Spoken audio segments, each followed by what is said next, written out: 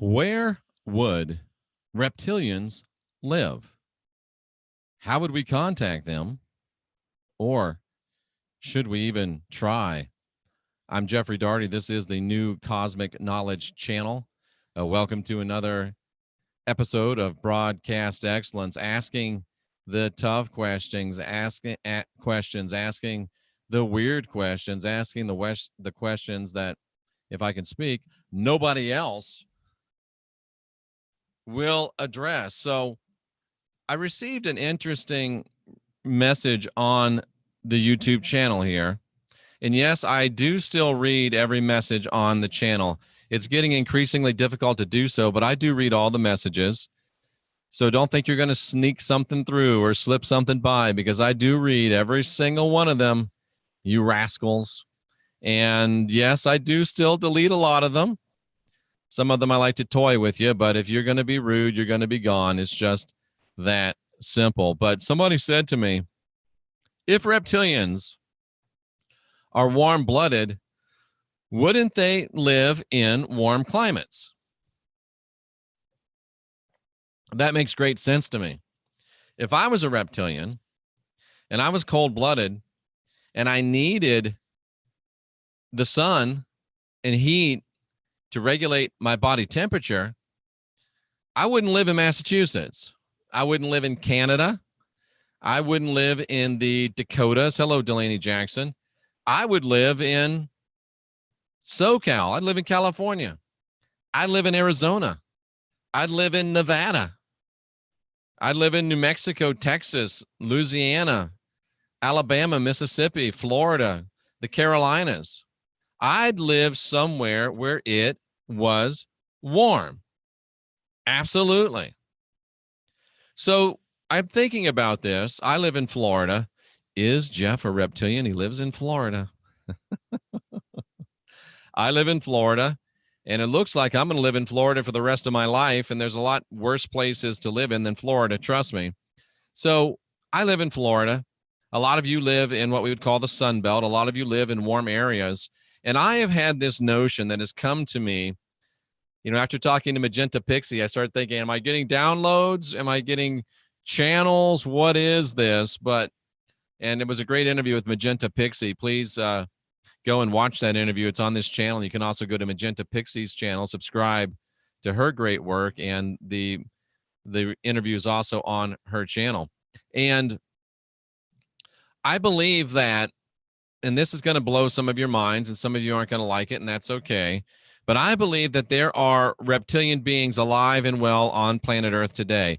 I think that most of them obviously are shape-shifted because they are majestic serpents. They knew how to shape-shift, just like we were learning originally to shape-shift until we got sold a bill of goods by Marway Yaduk, the fake god who really wasn't Yahweh, but was presenting himself to be Yahweh. They were here before us. They had learned and mastered shape-shifting, just like the master did, the Christ, Jesus, whatever you call him. He learned how to shape-shift. I've shown you before throughout the scriptures, there's at least 7 times where he either disappeared or shape-shifted. We were about to learn that, but we got impatient, and we decided to go into these mud hut bodies where we've been trapped ever since. But I am here to teach you how to get out of them if you want. I'm back in the personal work business, and cousin business is a booming. Now, I know that if you contacted me before, I was kind of iffy if I wanted to do it. We're doing it. Sandra's helped me realize the importance of it, and we're doing it hardcore and full tilt. So if you want to do some personal work, whether it's LIFETRACK analysis and repair, whether it's entity removal, or if you want some meditation help or some help counseling recovery from addiction, Sandra is the one to go to. So let us know. You can contact me through my newcosmicknowledge@gmail.com. And you can also contact Sandra through there, because I can never remember what email she has on her website, or just go to her website, her YouTube, Sandra D'Angelo YouTube, and you can go ahead and contact her there. And I believe it's SANDEE77@gmail.com. So anyway, there are reptilian beings out there. There are reptilian beings out there that do want to work with us. There are reptilian beings out there hello in Australia. There are reptilian beings out there that are just as sick of the way that this earth is being decimated as we are. There's reptilian beings out there that are just as sick of this fear and guilt control matrix as we are. There are majestic serpent reptilian beings out there that do want to work with us, that would be willing to work with us, but they're probably afraid we'd shoot them if they revealed themselves to us. So if we were of a mind to contact reptilian beings for help in overcoming this fear and guilt control matrix, for help in bridging the gap of leadership, now that Yahweh, the Lord, Jehovah, Marduk, the rat bee, and we have young listeners, so I don't say that word anymore, the young bee, A-S-T-A-R-D, the rat B-A-S-T-A-R-D, now that he's gone, there is a void in leadership in this dimension, in this reality, and there are benevolent reptilians that have taken notice and are willing to work with us. There's benevolent spiritual entities from several different layers, I think, whether they be the angelic realm, whether they be the demigod realm, whether they be the full-blown deity Elohim realm, the Titan realm, perhaps even. So I believe that it behooves us to consider these possibilities that are way outside the box. And one of these possibilities is the benevolent reptilian beings. They probably live in southern climates, warm climates. If I had to bet, I'd probably bet Arizona, Florida, SoCal, because even in the winter, in the coldest day, Florida, Arizona, SoCal, and then I'm not talking about Flagstaff, I'm talking Phoenix, the coldest day in those areas, I mean, you might get to the 30s, and it's in the 30s for about 46 seconds, and then it's back to sunny.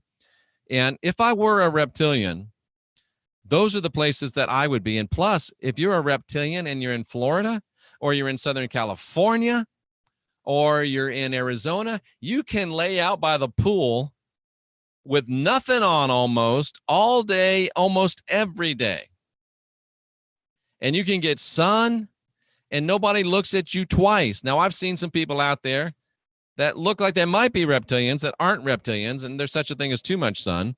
But I think that they're probably in those areas, and I'm really thinking South Florida, West Florida, Southern Arizona, Southern California, Palm Desert area of California, the Nevada desert, likely, but it does get a little chilly there. You'll get snow and things.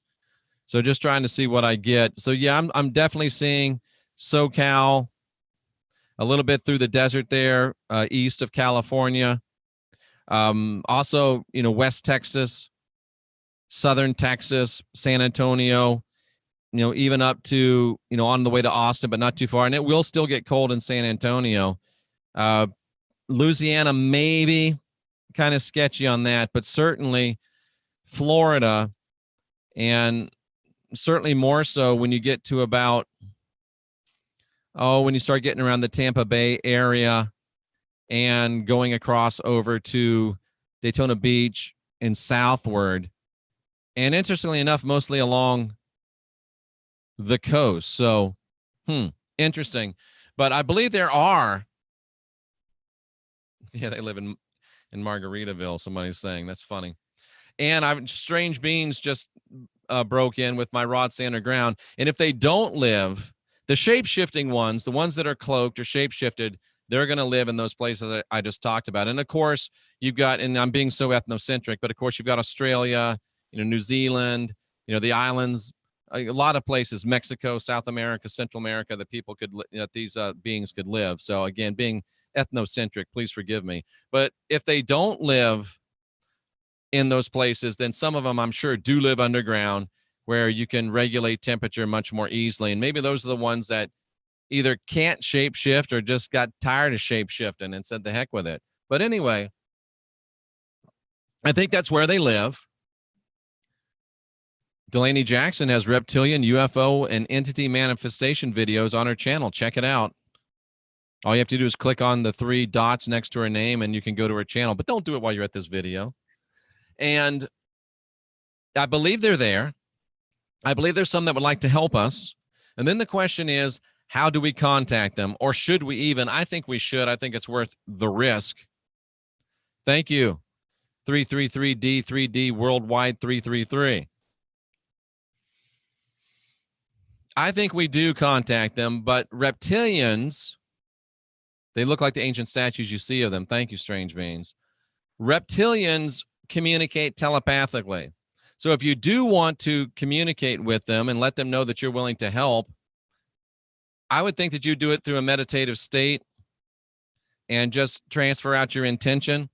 No need to try to go around and find one and talk to them. And if they're interested in talking with you, something tells me they'll have a way of finding you.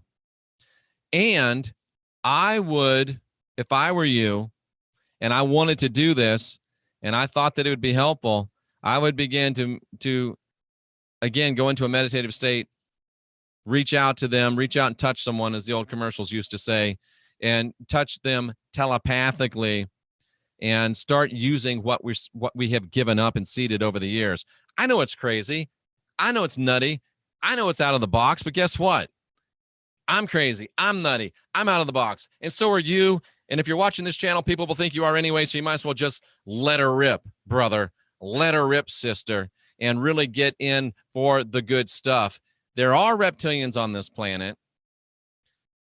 Some of them do want to work with us. They'd be great allies.